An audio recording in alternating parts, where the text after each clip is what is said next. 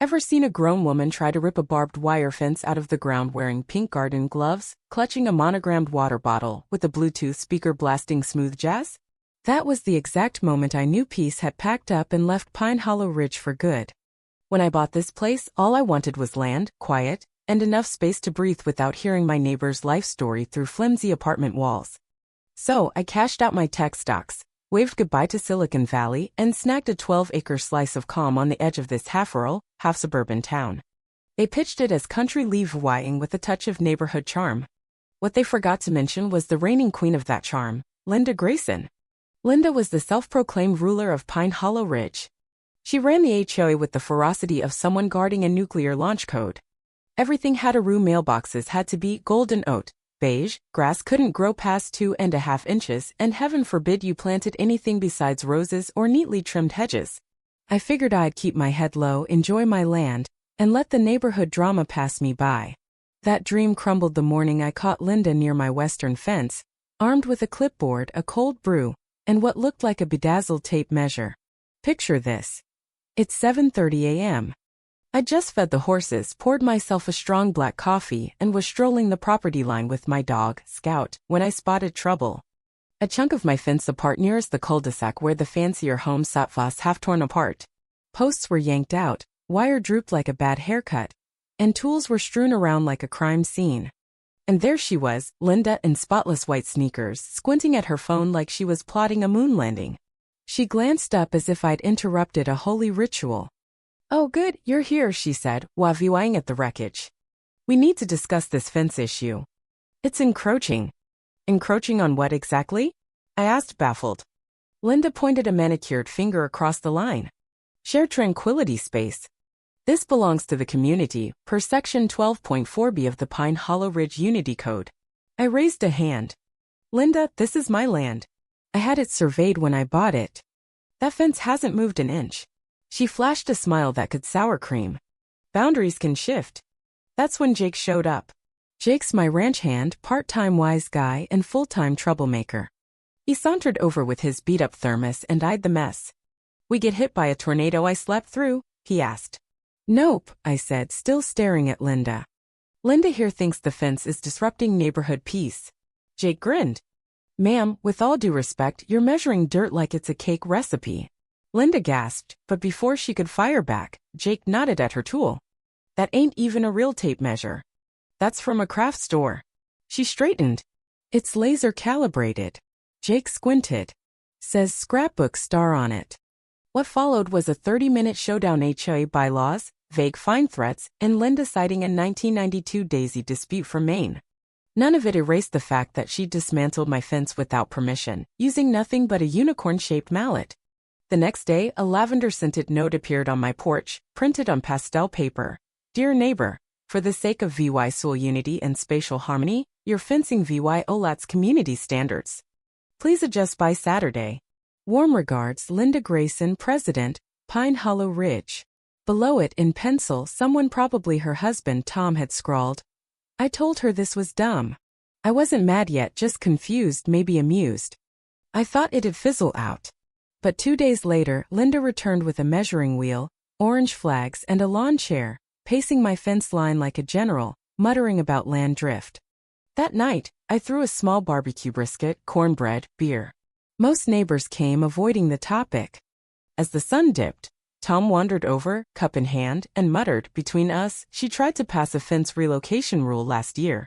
Got shut down when she wanted a feng shui expert for the block." I asked why she cared so much. He shrugged. "Control. Some folks snit. She runs the HOA. Keeps her sane."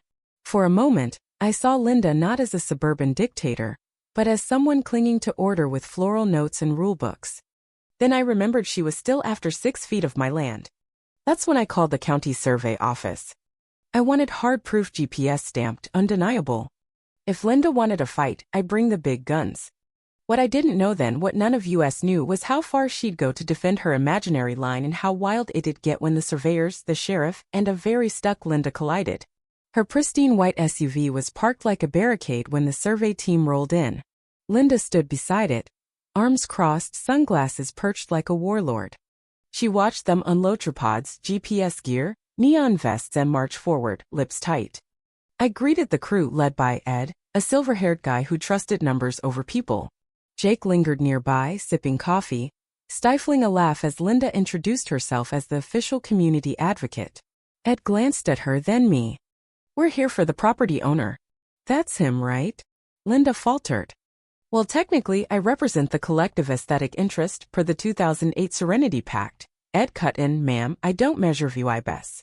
The team got to work, planting markers and trudging through brush. Linda hovered at the edge, clutching a walkie-talkie. Who she'd call was a mystery. She radioed Tom twice, demanding their old HOA map. He shuffled out in socks and sandals, holding a faded folder, looking like he'd rather be anywhere else. Things heated up when Linda called an emergency HOA meeting about the land crisis. I wasn't in VY Ted, but Jake crashed it, returning with lemon squares and a grin. "You're the neighborhood outlaw now." Linda said, "You're building a pig pen and a landing strip." Someone asked what a landing strip was. It got weird. I wasn't planning a pig pen, just had two pigs, Hank and Daisy, who mostly napped and chewed fence posts. But I let Jake tie a bandana on Daisy's neck to mess with Linda. She glared from her window like we'd unleashed chaos. 2 days later, Ed delivered the survey. My fence was spot on and Linda's line was 6 feet short. Her fountain, stone path, and twin L statues named Harmony and Balance were on my land. Ed said, "We'll file this with the county." Linda went pale and asked for a copy for review EW. Next morning, a guy straight out of a conspiracy blog showed up: croup tape measure, cheap compass, car with fake spiderwebs. Linda trailed him in a VY sore and fanny pack. Jake nearly fell off the porch laughing. "That her surveyor? He's in flip-flops." I told the guy to leave. Linda shouted, "This isn't over. You're betraying neighborhood trust." I called Sheriff Maria Torres.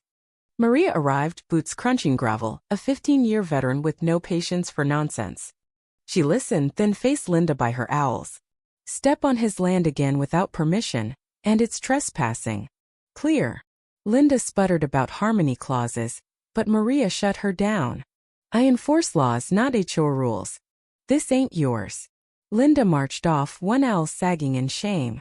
That night, Jake and I roasted hot dogs by a fire pit, watching Linda's new motion sensor lights flicker. A possum tripped it and she yelled, "I've got proof," from inside.